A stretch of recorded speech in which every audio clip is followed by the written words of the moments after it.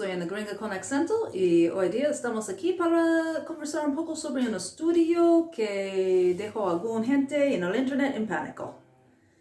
Vamos a necesitar ser más específico porque eso puede ser muchas cosas, pero específicamente este estudio se trató de la producción de huertas urbanas, huertas familiares en comparación a la agricultura industrial, convencional. Y básicamente convirtió como este fenómeno en el internet que muchos medios sacó algunos puntos afuera de contexto y se generó estos títulos como la huerta familiar produce más huella de carbono que la agricultura industrial. Pero bueno, fuimos a ver el estudio y resulta que la fuente fue completamente distinta. Entonces vamos a explorar eso un poco hoy día y darte, bueno, una idea de lo que el estudio, de qué se trata, de verdad, y algunos puntos débiles que tenía, básicamente. Bueno, entonces. Hola, muy buenas. Hoy día el clima nos permitió estar un ratito dentro de la casa, entonces vamos a aprovechar el tiempo para compartir visiones sobre un famoso estudio de... Y que, mira, es un estudio que mucha gente sacaron de fuera de contexto y se generó varios títulos que en fin no tenía que ver con el estudio, pero hizo un pánico con algunas personas.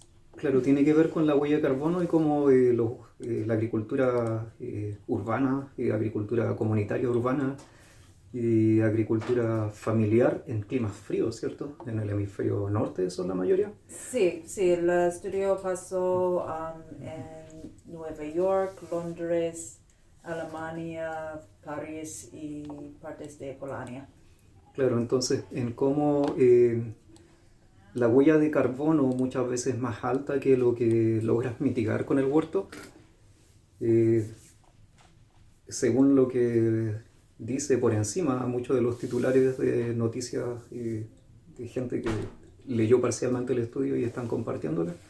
Entonces, en lo personal, yo vengo de una familia donde cuando niños prácticamente si no cosechábamos no comíamos. Entonces, para mí la huerta es tan cotidiana, tan del diario vivir. De hecho, hemos tratado, pese a que hemos vivido en varios países y lugares, de siempre tener nuestra huerta. Y entonces, para mí, que soy mucho más pragmático, es como, o sea, hay estudios de todo, depende de quién esté financiando el estudio. Entonces, no le hago mucho caso a estas cosas. Y lo primero, como leímos de qué se trata, y fue como, Lo siguiente fue como, bueno, ya que se está hablando tanto, revisemos. Y es como, al revisarlo, no dice lo que los titulares sensacionalistas... De hecho, el estudio decía que había varios casos en que las huertas familiares andaban mejor que la agricultura convencional. Claro, está haciendo una medición de carbono, ¿cierto? Y el carbono está bien famoso en estos tiempos y se culpa del cambio climático, que de hecho también es cuestionable el tema del cambio climático. El medir el carbono, que es uno de los factores, tampoco dice tanto. El carbono es el gas de la vida, entonces mientras más carbono hay, debiera haber más abundancia de vida. Y que hay muchas otras cosas importantes que quedan en la sombra. Claro, por ejemplo, la fertilidad del suelo, ¿cierto? Qué tan vivo está el suelo que está utilizando. Y entonces el carbono es el gas de la vida, esta composición de la cual todos somos parte. La vida en este planeta está basada en carbono. Entonces, demonizar el carbono también es un asunto. No sabemos lo que estamos hablando. Segundo punto, si realmente vamos a hablar de quiénes son culpables de las emisiones del carbono, tenemos que la agricultura industrial, ¿cierto? Esta de la revolución verde, de las máquinas y de los fertilizantes químicos, es una de las mayores responsables de la pérdida de suelo fértil y de liberación de carbono. Entonces, ¿por qué vamos a hablar mal del huerto de abuelitas si tenemos por otro lado un monstruo depredador que es responsable de el 30% de la pérdida del suelo fértil, ¿cierto?, del planeta, es responsable de pérdida de la diversidad, y diversidad en cuanto a semillas y distintas especies que durante miles de años la especie humana ha ido cuidando, queriendo, diversificando, y resulta que ahora la agricultura industrial, que básicamente cultiva 4 especies a grandes rasgos, y son las masivas, y de hecho están genéticamente modificadas, y tiene todo este asunto y efecto en la salud, y en el clima, y en el suelo fértil, en la vida, en los ciclos de agua. Entonces apuntaría mi flecha directamente a ese punto, como, ok, el huerto de abuelita quizás emita carbono, pero comparemos cuánto emite la agricultura industrial. ¿Cuánto vale hacer un tractor, cierto? ¿Cuánto vale mover los alimentos por el mundo? ¿Cuánto vale producir fertilizantes químicos? ¿Cuánta huella de carbono produce eso? ¿Cuánta diversidad, bosques, selvas están siendo arrasados para ese propósito? Entonces el huerto de abuelita, que la agricultura urbana, que son espacios que están ahí al alcance de tu mano, ¿cierto?, en tu casa donde habitas, que no necesitas moverte para ir a buscar ese alimento, que espacio que ya está usado, ¿cierto? Es como espacio de desecho, lo que quedó entre las casas, ya ocupémoslo, démosle un buen uso, y no me atrevería a cuestionar eso. Pero ahora, si vamos a entrar al campo del evaluemos y veamos qué es mejor y qué no, podemos ir directamente a dicho estudio. Pues voy a mostrarlo en pantalla. Por mi parte, más sobre qué de verdad dice ese estudio, cómo fue hecho. Entonces, para mí algo fuerte del estudio es que hasta en el principio dice como 25% de las huertas familiares, la verdad es que sí tenía menos huella de carbón que la industrial. Entonces, ahí sabemos que alguien está haciendo algo bien. Entonces, ahí puedes ver como más individualmente. El rojo es para infraestructura, el azul es para como cosas que se usan en las huertas y insumos, sí. El crema, y la crema tiene que ver con el agua. Entonces, en este caso también estaba midiendo como toda la energía que se usa para limpiar este agua, los sistemas de las ciudades. Entonces, también eso está incluido. Ok, por ejemplo, la primera barra acá, mira, al lado izquierdo, va de 0 a 100.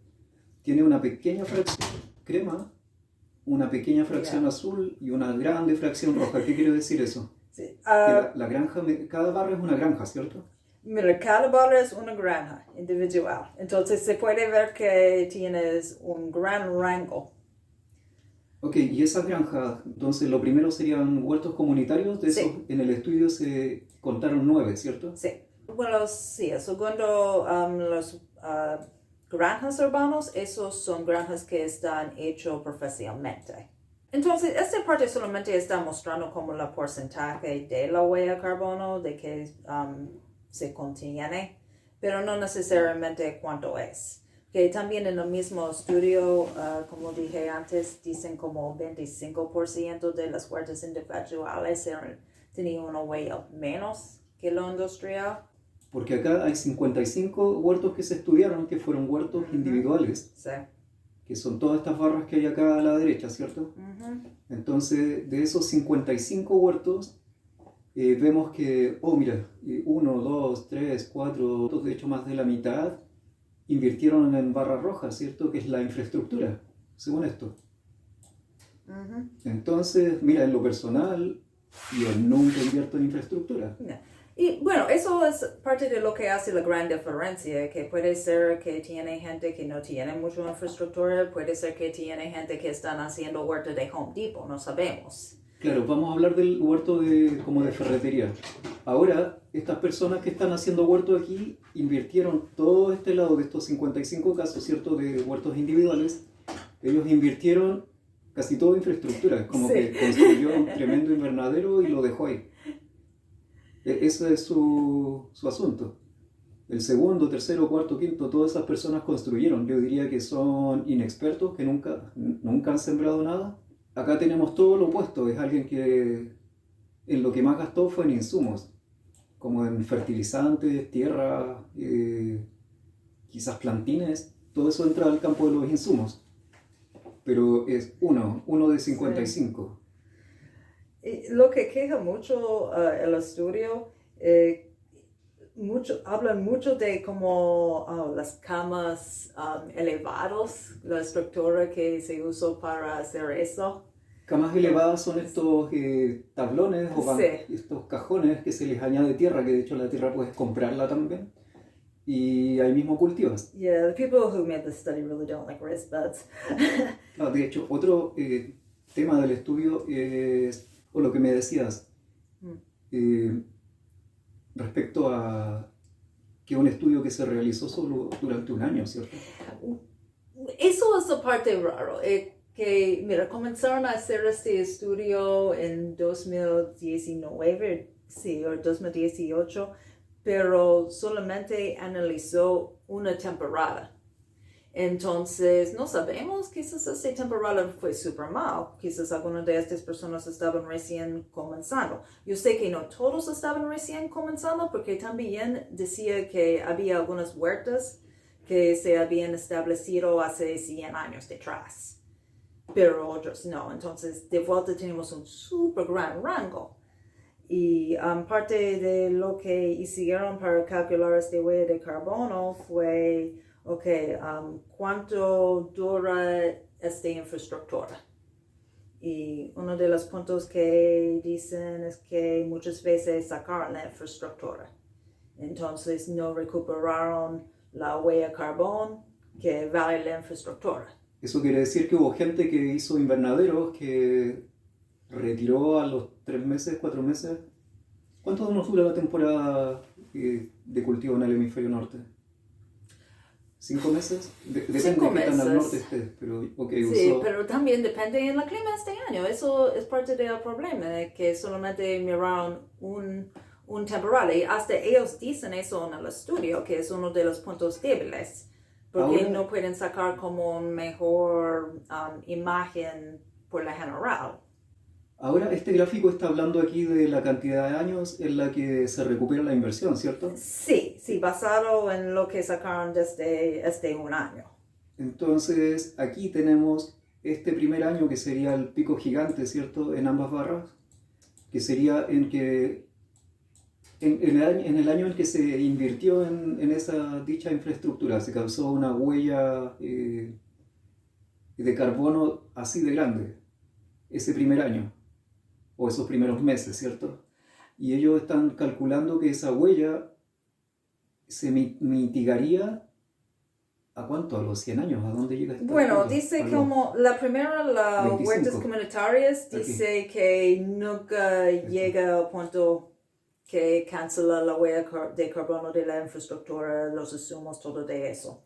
La granja urbana, que es este gráfico en el medio, dice que después de 3 años recupera y de hecho está mejor. De hecho, eso fue una de las conclusiones que tenía el estudio, que no salió en los títulos de otros medios, que las granjas urbanas que estaban manejadas profesionalmente sí tenían prácticas más ecológicas que la convencional, pero no salió eso en los títulos.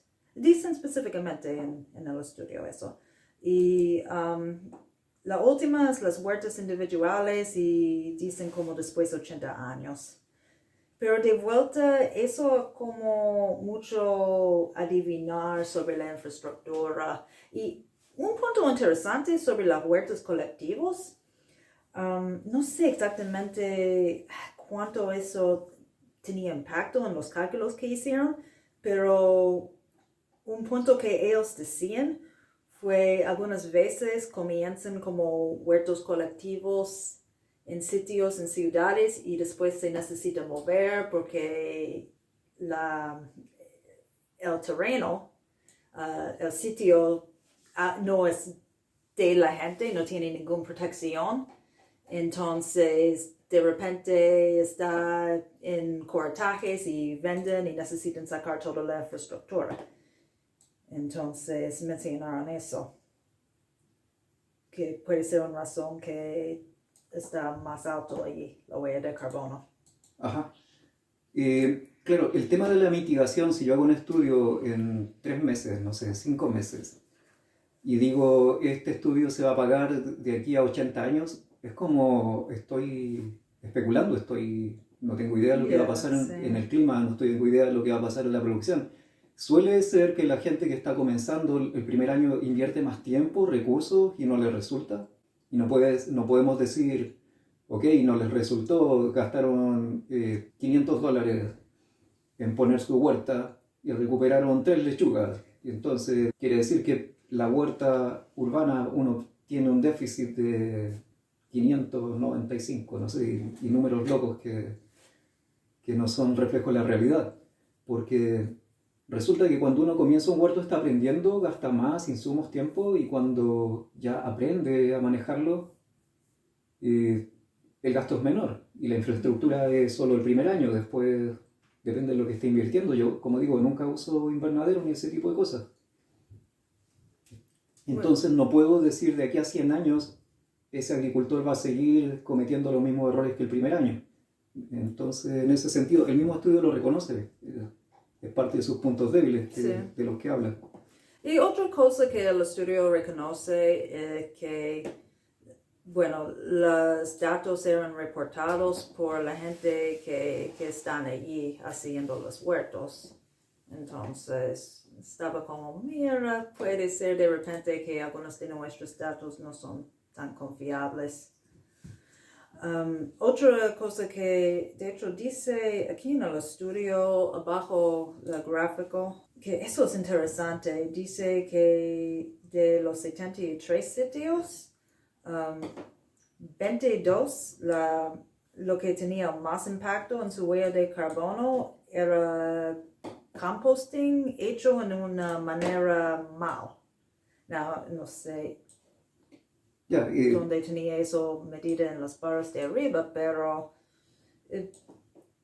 si alguien no tiene tanta experiencia y no está haciendo algo bien. Claro, por esa razón es que, digo, quienes se sometieron al estudio no tenían experiencia. Porque, claro, esto dice que no sabían hacer compost, entonces se mide el carbono que está perdiéndose en el compost y es como números negativos por eso. Ahora, ¿qué pasaría si medimos personas que saben hacer compost? El carbono iría todo lo contrario, estaría secuestrado en el suelo. Sí. Y de hecho, ellos mencionan eso también, que hay muchas cosas que podemos aprender desde los sitios donde las cosas estaban bien hechas. Otro tema importante del que el estudio no menciona tiene que ver con, creo que es un elemento clave. Si vas a medir carbono y vas a hacer esa comparativa, ¿cierto?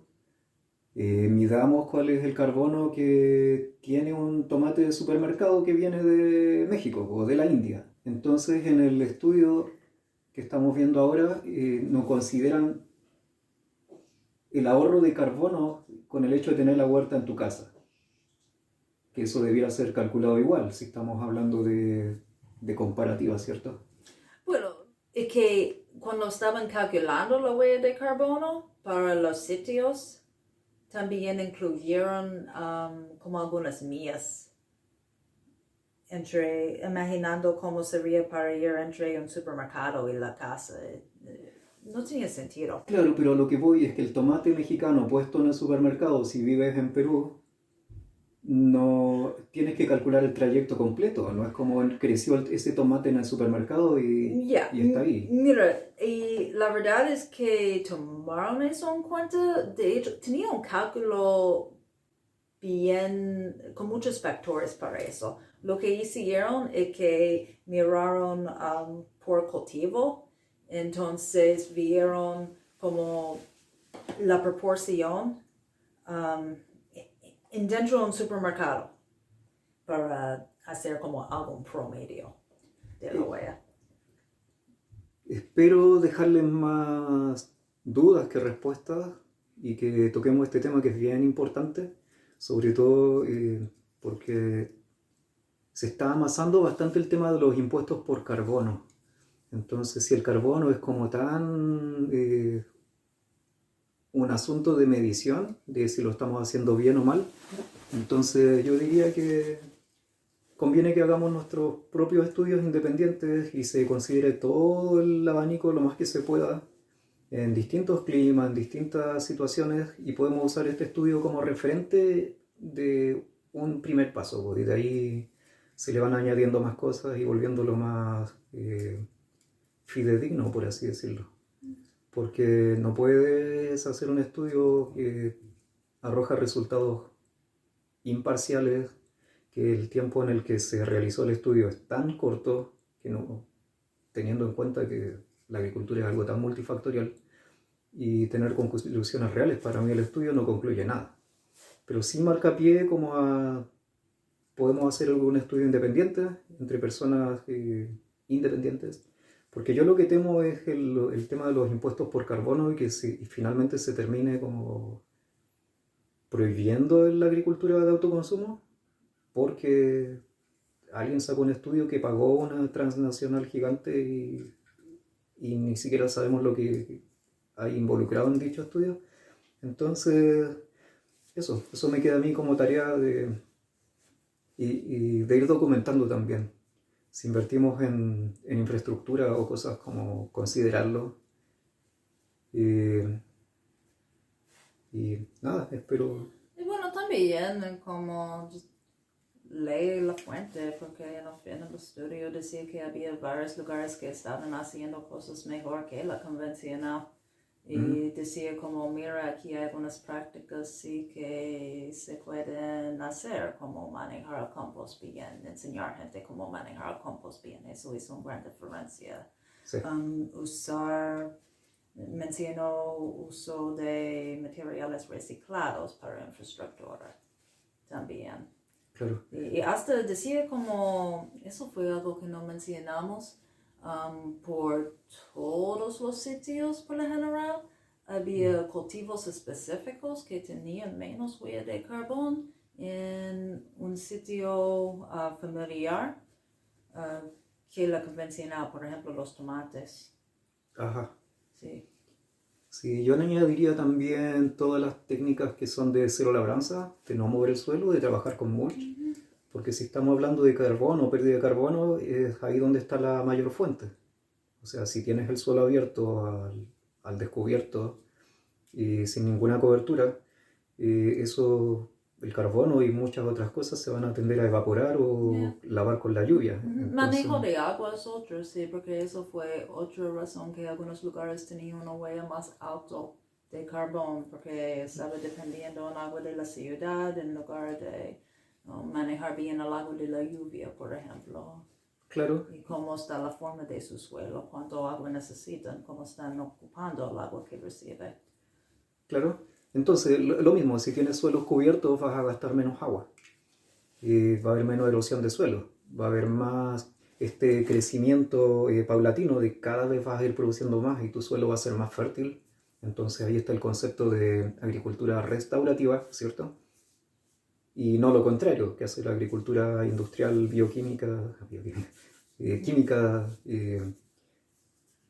transgénica, masiva, ¿cierto? Que es dañar el suelo, pues. Entonces tenemos una pérdida gigante de suelo fértil del planeta y eso es dato duro que no podemos soltar. Entonces, quien quiera sea que esté hablando de lo mal que es la agricultura familiar, diría que se informen, den la vuelta a esa energía y evalúen todo el impacto que causa el monocultivo. Eso es dramático y muy peligroso. Entonces, recomendaría algunos tips de investigación que pueden ser huertas de carbono. ¿Sí? Este lugar donde fuimos a Virginia. ¿Dónde vas a allí? Sí, Polyfaces Farm es el concepto, sería granja multifuncional. No sé si traducirlo, está bien. Es que se llama Polyfaces Farm. Y manejo holístico de ganado Instituto Saborio. Sí, bueno, investiguen y van a darse cuenta que la mejor alternativa, lo mejor que podemos hacer en estos tiempos es seguir empujando el tema de las huertas familiares de autoconsumo, no solo por ahorrar dinero y carbono, que para mí es complejo medir el carbono en mi mente. Es como... Que no es algo que una persona normal está haciendo. Claro, yo más mido el porcentaje de alimento que produzco y que consumo respecto a lo que compro, por ejemplo. Si voy subiendo el porcentaje, estoy feliz, ¿cierto? Tengo meses al año en el que prácticamente estoy viviendo del huerto. Yeah, yo miro así, yo sembro mi tomate, Claro. cuido mi tomate, más tarde yo saco mi tomate, lo muerdo mi tomate y digo, qué rico. Claro. Claro, pero esos números en el estudio que hace alguien ajeno son extraños. Puedo medir la productividad, cada año es más productivo o cada año ahorro agua y gasto menos agua. Y en el tema de la infraestructura, por lo general dejo en manos del clima, salvo en la etapa inicial del huerto, que de hecho tenemos la casa llena de plantas y cosas, en esta fecha sobre todo. Y ahora se nos viene más fuerte, empezamos con plantines y cosas, todo dentro de la casa en los meses fríos. Y luego de eso lo sacamos cuando ya se puede poner al aire libre.